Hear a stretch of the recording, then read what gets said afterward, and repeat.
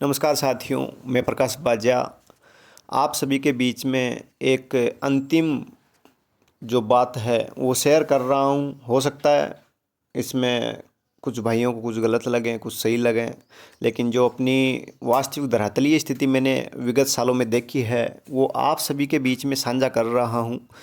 तो साथियों, मैं बताना चाहता हूँ 2023 21 जुलाई को जो हम जो कर रहे हैं महासंग्राम, इस महासंग्राम की नींव शेखावटी के तमाम कॉलेजों के लिए, वो किसी व्यक्ति विशेष की लड़ाई के लिए हमने ये नींव नहीं रखी है। शेखावटी के क्षेत्राधिकार में, चाहे वो किसी भी ज़िले से हों, वो शेखावटी विश्वविद्यालय का छात्र किसी भी कॉलेज का हो, किसी भी छात्र संगठन का हो, किसी भी वर्ग का हो, मैंने ये देखकर ये लड़ाई की नींव नहीं रखी। मैंने छात्रों की पीड़ा को देखते हुए, उनकी परेशानियों को देखते हुए, उनकी लाचारी को देखते हुए, उनके दुख दर्द को देखते हुए ये मुहिम स्टार्ट करी है। इस मुहिम में बहुत सारे साथियों ने हमें सपोर्ट भी किया है। कुछ भाई छात्र संगठनों की सर्वोपरि मानते हुए कुछ संगठन इंटरगल तरीके से भी कर रहे हैं। मैं उनको भी धन्यवाद देना चाहता हूँ कि आप जो जायज़ मांग है उसके लिए भाई के साथ खड़े हों। और मुझे लगता है ये मेरी अंतिम लड़ाई है शायद। इसके बाद में जो व्यवस्था परिवर्तन के लिए इससे अच्छा मौका शायद मुझे नहीं लगता आपको भी लड़ने के लिए मिलेगा या फिर मेरे को भी लड़ने के लिए मिलेगा।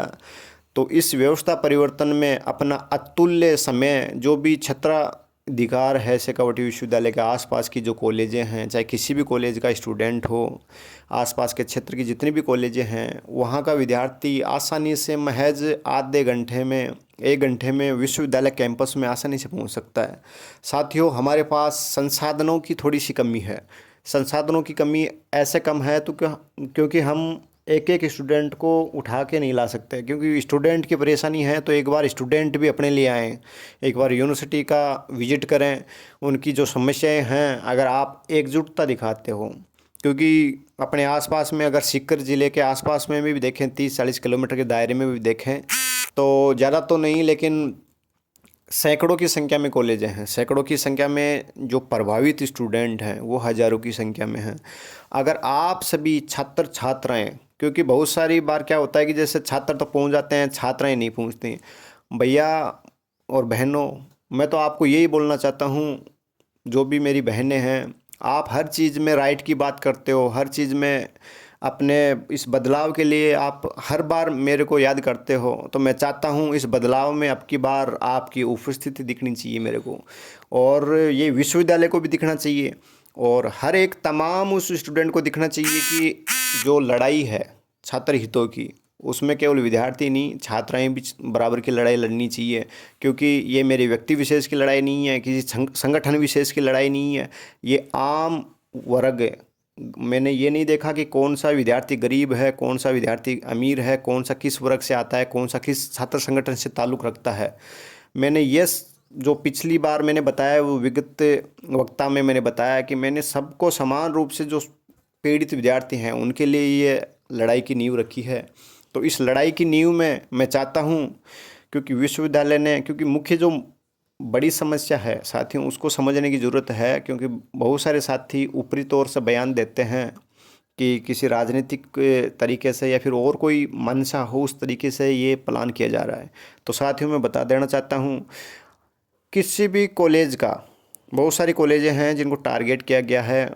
बहुत सारी कॉलेजें हैं जिनके लगभग जैसे 100% स्टूडेंट हैं, 100 में से 60-70% स्टूडेंटों को फेल किया गया है। आप इसकी भयावहता समझिए कि एक कॉलेज में एडमिशन लेने वाला स्टूडेंट, जैसे 100 स्टूडेंट हैं तो आप समझ सकते हैं 100 में से 70 स्टूडेंट फेल हो गए, मतलब ऐसा क्या हो सकता है। तो निश्चित तौर से रिजल्ट में कुछ खामियां रही हैं, यूनिवर्सिटी ने करी हैं। ऐसा तो है नहीं कि 70 के 70 कोई पढ़ने वाले नहीं थे। भाई, बिना पढ़ने वाले, मैं तो खुद कहता हूँ, स्ट्रगल करो, पढ़ो। मैं स्टडी करने वालों को, स्ट्रगल करने वालों के साथ हूँ। मैं किसी की पैरवी नहीं कर रहा कि ये विद्यार्थी कमज़ोर है तो इसको पास करवा दो।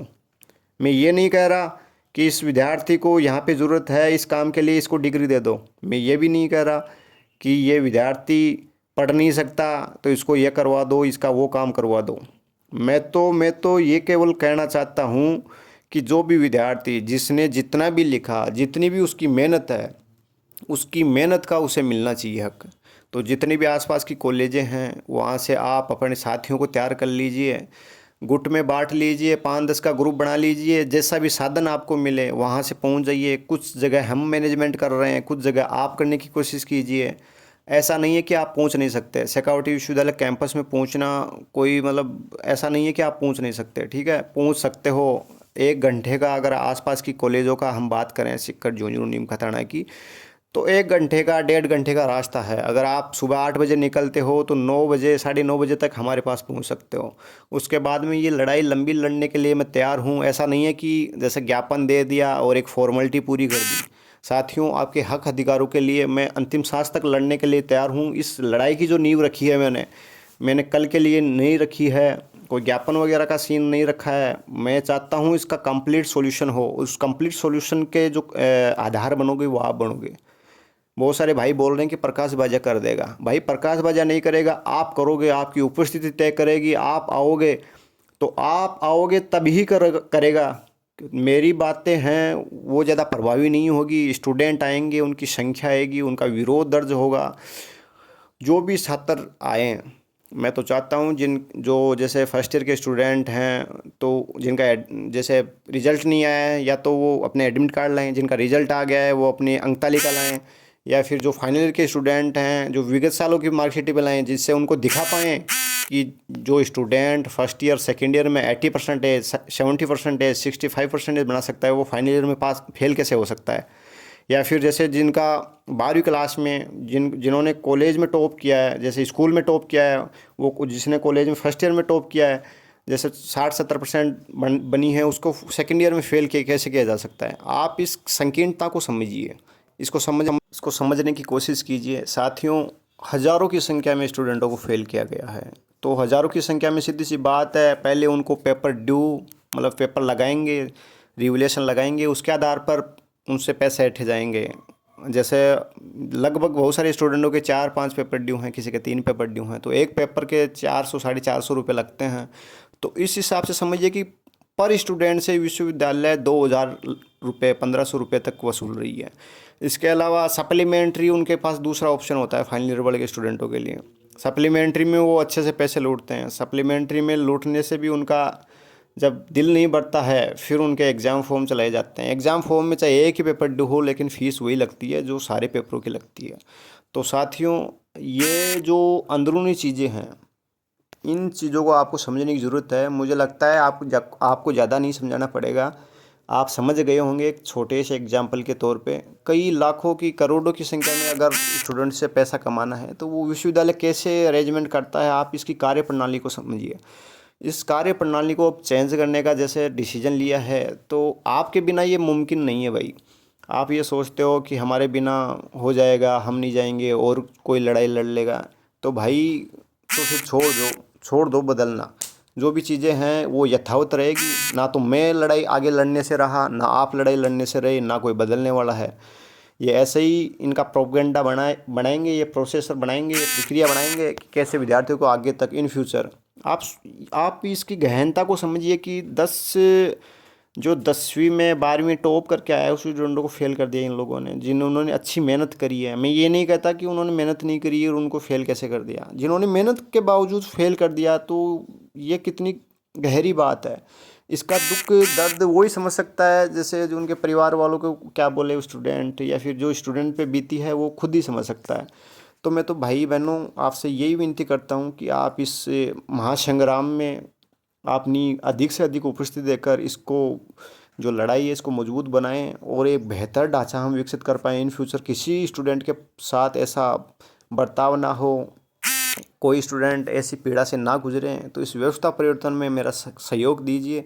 मैं तो यही कहते हुए अपनी वाणी को विराम देता हूँ। मैं तो आपके सपोर्ट और आपके समर्थन के इंतज़ार में कल खड़ा रहूँगा। आप भले ही कोई आए ना आए, अगर मेरे को अकेले भी लड़ाई लड़नी पड़ी तो मैं आपकी हर प्रकार की लड़ाई लड़ने के लिए तैयार हूँ। मैंने ये सोच के ये मुहिम स्टार्ट नहीं करी थी कि मेरे को कुछ राजनीतिक महत्वाकांक्षा से या फिर कोई चुनाव लड़ना है या फिर मेरी और कोई महत्वाकांक्षाएँ हैं।